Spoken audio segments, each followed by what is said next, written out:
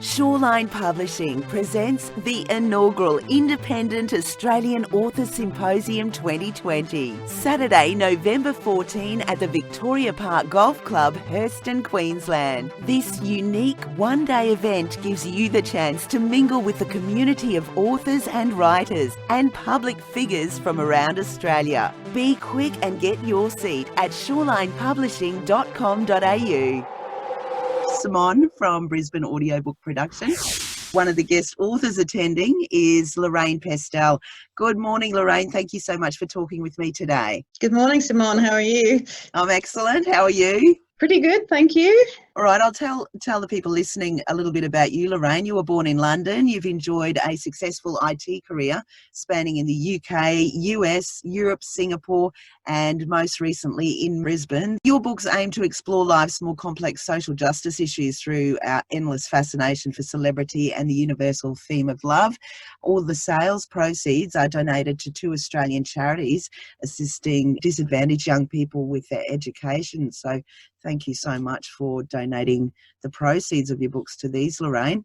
I understand that A Life Singular is your life's work. What motivated you to publish your writing, and what are the main themes that run through the series? Yeah, well, I have suffered from depression-related illnesses my whole life. In fact, my family on both sides is riddled with mental illness issues, and I've found through my personal and my professional career, there's a lot of people who simply don't understand what's going on for people like me, and there are hundreds and hundreds of us everywhere, millions even.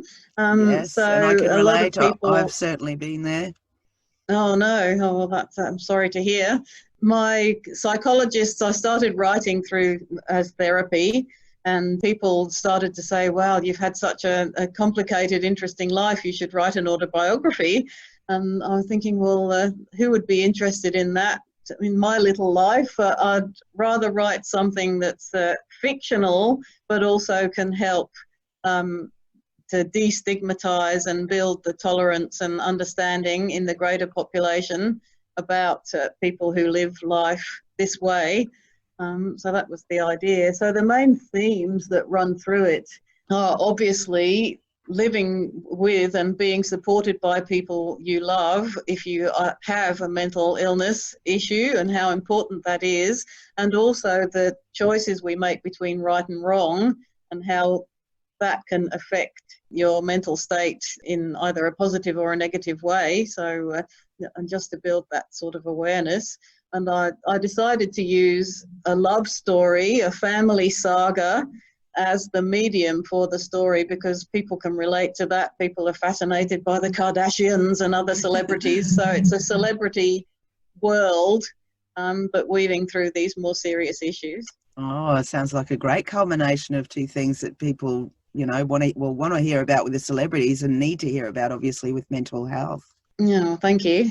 A significant percentage of the world's population does live with very complex mental health conditions, and the topic seems to ever remain difficult to dissect and explain to people that haven't actually lived through the experience.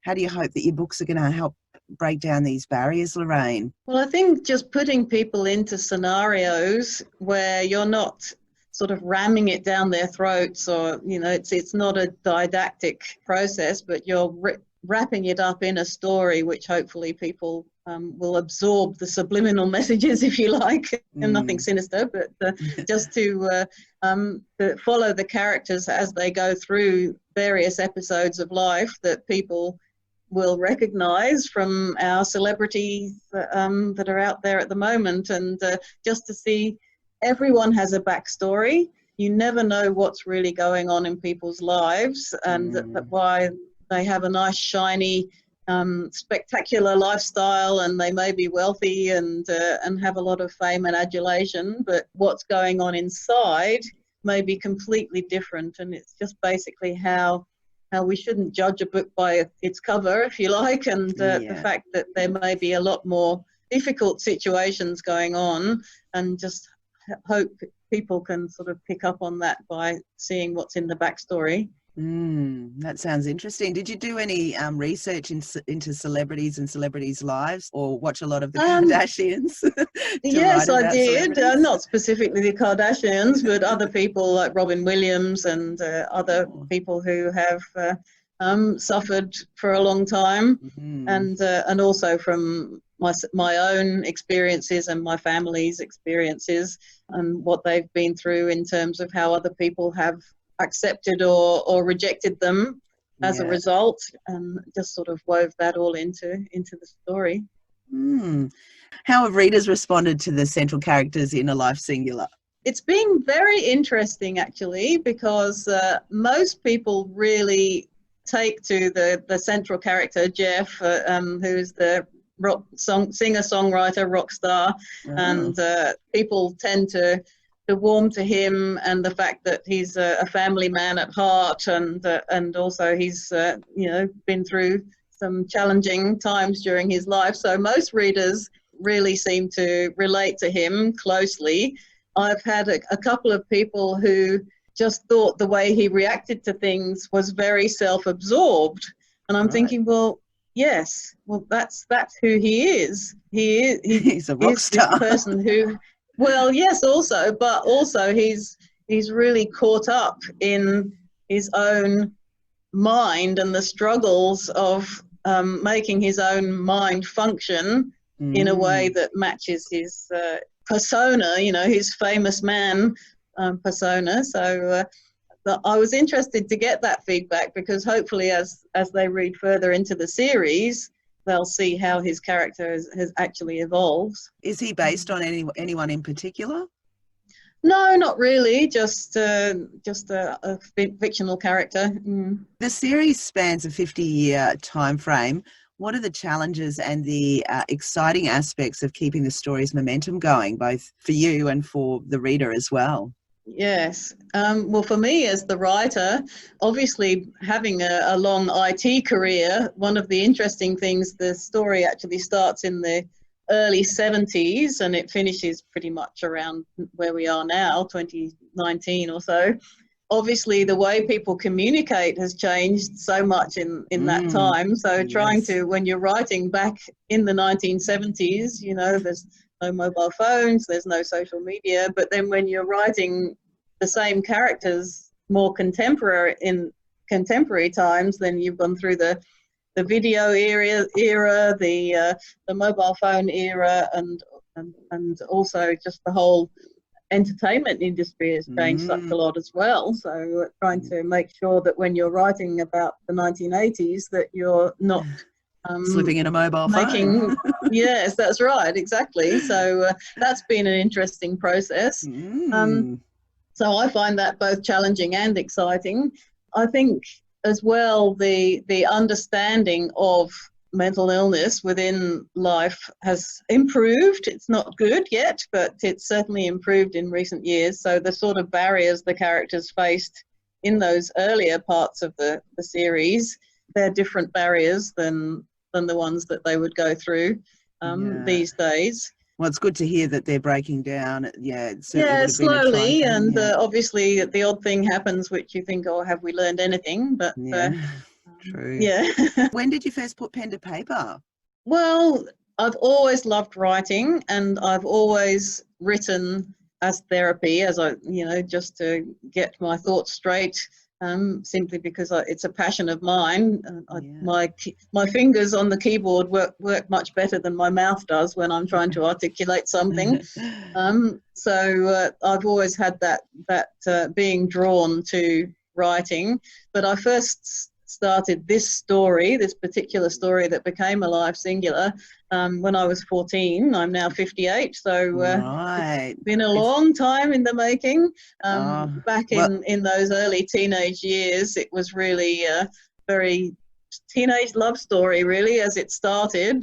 But obviously, as my own maturity grew and I'd gone through various challenges, the story became something a lot more complicated and a lot darker, and so yes, it certainly got nuanced along the way.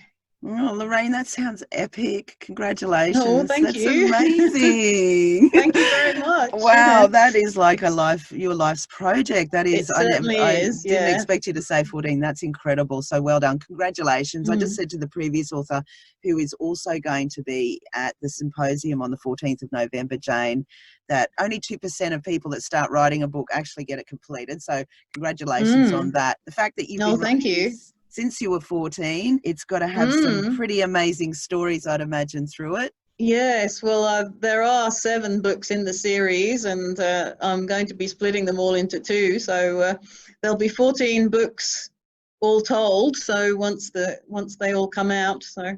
Excellent.